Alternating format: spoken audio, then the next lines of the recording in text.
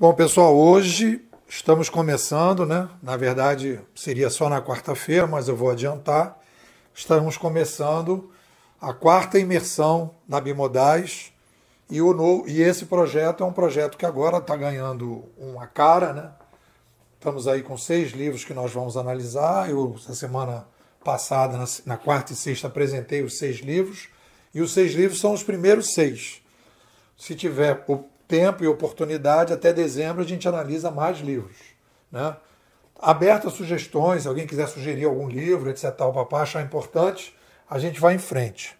O livro que a gente vai começar é O Lado Oculto das Mudanças, A Verdadeira Inovação Requer Mudança de Percepções, Luc de Brabandere. O nosso amigo Brabandere, e aí vai a sugestão, e aí conforme essa leitura a gente vai fazendo, eu vou sugerindo maneiras de a gente ler o livro, né? Dicas para que a gente possa ter mais eficácia. Então, esse livro é escolhido porque a gente vai analisar para incorporar a narrativa. Então, não se lê livros para... eu quero ler um livro. Não. Se você não tem uma narrativa profissional, se você não tem um problema escolhido, se você não tem um cliente que você é apaixonado para resolver o problema do seu cliente, a sua leitura vai ser fraca.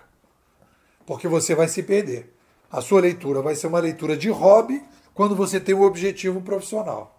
Então, se você tem um objetivo profissional, você tem que ter uma narrativa. A narrativa é uma visão filosófica, teórica, metodológica, operacional do problema que você resolve.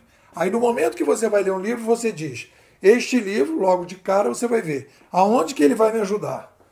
Ele vai me ajudar na filosofia, na teoria, na metodologia, no operacional, né? Aonde que ele pode agregar alguma coisa. E agrega, questiona, melhora, não melhora. Tá dando para entender aí onde é que está a pegada? Então, esse livro aqui, do Brabandere, é um livro que eu já li há bastante tempo, é um livro antigo, não é um livro novo, de 2005. Né? É um livro que, agora relendo, é um livro que foi importante para mim. Tem muitas coisas que você acaba incorporando, não lembra exatamente de onde você leu. Eu não estou naquele estilo acadêmico tradicional, em que você vai citando as pessoas, aquela preocupação. A gente tem a preocupação de uma boa narrativa, e as pessoas vão se colocando. Em alguns momentos você lembra do autor que te trouxe, outras vezes não lembra.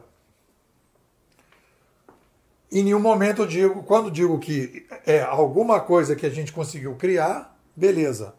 Aí a gente diz, quando a gente diz, olha, isso aí estava, não, a gente foi pegando.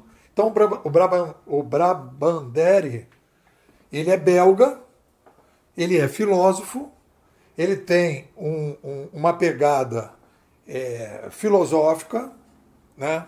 É um cara que já escreveu livros como aquele A Breve História do Tempo, ele escreveu junto com Hawking. Então ele é um cara que é enfurnado na ciência, né? Então ele tem um perfil parecido com Thomas Kuhn. Eu diria que ele é um Thomas Kuhn da atualidade, mais ou menos nessa linha. Né? E a outra coisa interessante, quando a gente começa a falar de leitura de livro, é a gente dar uma olhadinha no perfil do cara. Ele é americano, ele é canadense, ele é belga, né? Porque o americano é muito marcado por um tipo de abordagem, com raríssimas exceções.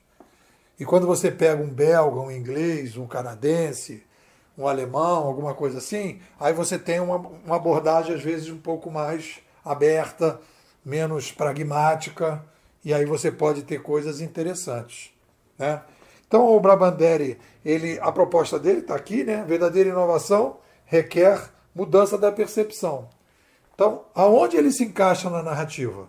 Essa é a pergunta fundamental para a gente ver o seguinte, tá? Aonde que ele se encaixa na narrativa? Ele vai se encaixar na narrativa atual, levando em conta o que está hoje acontecendo dentro da formação, ele vai se encaixar no aspecto, né, da crise psicológica. Naquela discussão ali de Zeca Pagodismo, de autonomia, de emocionalismo, ele vai entrar ali. Em que ele vai entrar exatamente quando a gente fala que existe uma percepção entre você, eu, a realidade, existe uma percepção, está aqui. Provavelmente, quando eu fui desenvolver isso, veio daqui.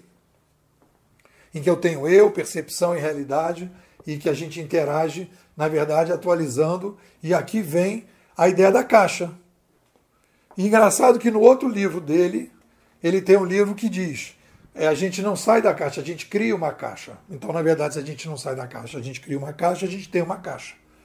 Ele tem um livro que se dedica a isso, não está traduzido em inglês, né? A gente cria uma nova caixa. Tem esse livro que é um livro depois que ele fez esse aqui, em que ele vai questionar a ideia da caixa também.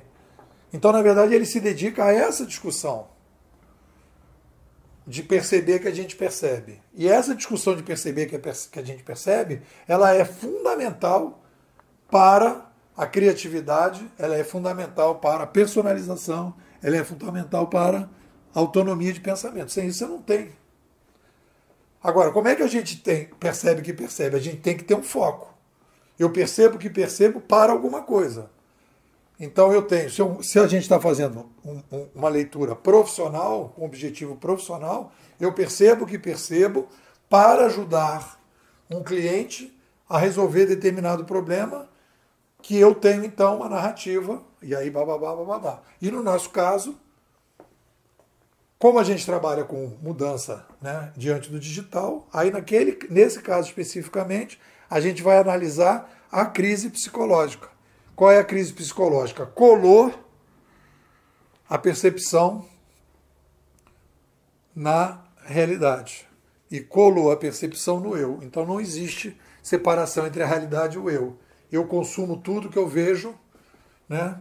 E eu já consumi tudo que eu vejo, aí eu entro no modelo tipo Zeca Pagodismo. As pessoas deixa os outros me levar. Então esse livro aqui vai agregar discussões nesse negócio. Digo já para vocês que é um livro que tem ótimas frases. Eu pego ótimas frases desse livro. Então é isso. Esse é o nosso primeiro áudio, abrindo a quarta imersão, abrindo as leituras bimodais e pegando gente aqui que ainda não renovou. A partir de quarta-feira, né, que a gente já vai ter o segundo áudio, as pessoas que não renovaram já não estarão participando aqui do nosso grupo. Bom, é isso. Agradecer a todo mundo que renovou, esperando que as pessoas que não renovaram renovem.